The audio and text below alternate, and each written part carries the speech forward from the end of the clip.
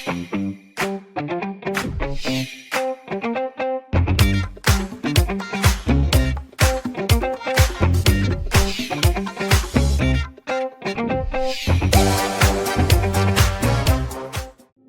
friends, I have a poem here and I would like us to read it together. Let's get started. Never and now. The world is exquisite, as I will never know. Motions of it I see in her eyes, the cruel touch of humans, all I long for, an imagination within the spheres of my mind. Never. I want it never and now. This is quite a fascinating poem, and I guess you would like to know more about it, right? But before we do that, I would like to tell you a story about Jane. Jane was a kind and cheerful girl who could never go out. Her parents always encouraged her to try, but she never felt comfortable. She had only one friend, Lola. Jane and Lola only communicated through Jane's windows. Jane really liked Lola because she was the only friend she had and she was her only eyes to the world. Lola always told her what the world looked like. I wonder what Jane's life must have been like.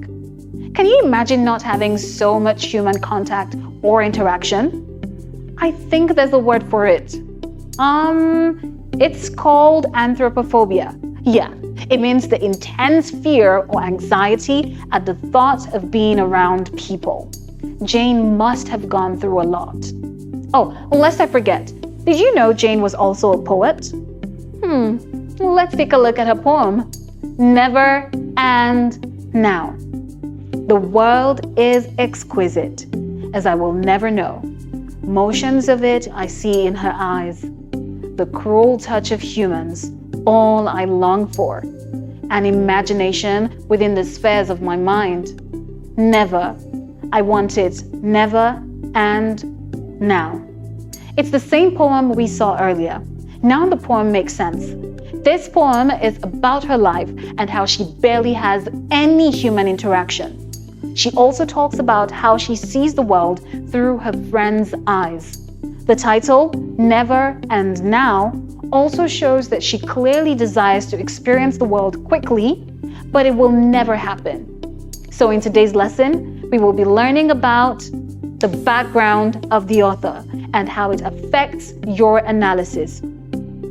As humans, we are all influenced by our experiences in life. Experiences shape our beliefs. These experiences also affect our personality. An author is no different. Authors very often mirror their experiences through their work. Their gender, race, social and economic class are often reflected through their work. So the more you know about an author, the better you understand their work. Just like Jane. Some examples of authors whose works show their experience in life are Mariama Ba, Ayi Kwe Ama, Chimamanda Adichie, Emily Dickinson, Anne Frank, and lots more.